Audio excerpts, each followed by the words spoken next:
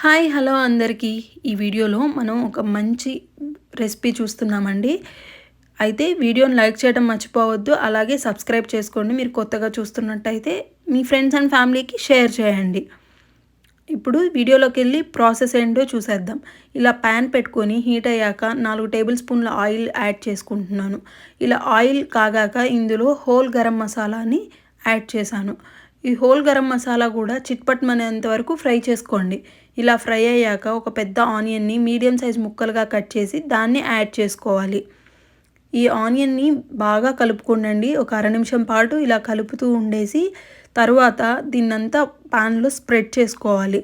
Spread చేసేసి దీన్ని మూత పెట్టేసి ఉడికించుకున్నట్లయితే ఇది బాగా ఉడుకుతుంది.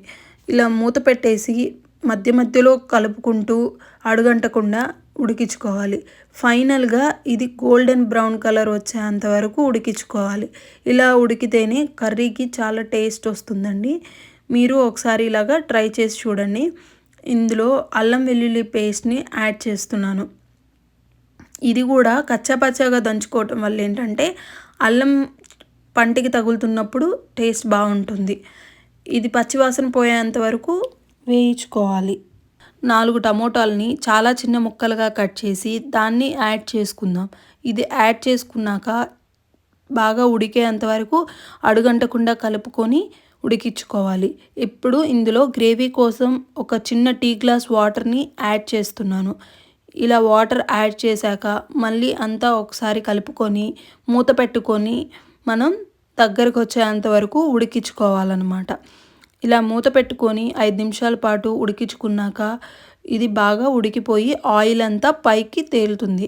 చూసారు కదా, ఇలా వచ్చినప్పుడు ఇందులో అరగంట పాటు నానబెట్టుకున్న మిల్ మేకర్ని నీళ్లు పిండేసి యాడ్ చేస్తున్నాను. అలాగే కొన్ని మిల్ మేకర్ని మిక్సీలో వేసి వాటిని క్రష్ చేసి ఆ పౌడర్ని యాడ్ చేస్తున్నాను. మీరు ఈ పౌడర్ బయట కూడా దొరుకుతుందండి. డైరెక్ట్గా ఆ పౌడర్నైనా నానబెట్టి యాడ్ చేయొచ్చు. ఇలా యాడ్ చేయడం వల్ల ఏంటంటే కర్రీ చాలా థిక్గా వస్తుంది. అలాగే టేస్టీగా కూడా ఉంటుందన్నమాట. సో దీన్నంతా దగ్గరకు వచ్చే విధంగా కలుపుకోవాలి. కలుపుకున్నాక ఇప్పుడు దీంట్లో ఉప్పు, కారం, ధనియాల పొడి ఇవన్నీ వేసి కలుపుకోవాలి. ఇదంతా కలుపుకొని ఒక 2 నిమిషాల పాటు మూత పెట్టి ఉడికించుకున్నట్టయితే ఈ ఉప్పు కారాలన్నీ మిల్ మేకర్కి కూడా పడతాయండి.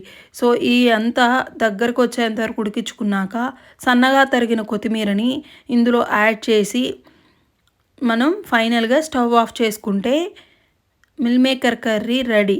ఎలాగుందో మీరు ట్రై చేసి కమెంట్ చేయడం మర్చిపోవద్దు. అలాగే వీడియోని లైక్ చేయండి. Thank you for watching.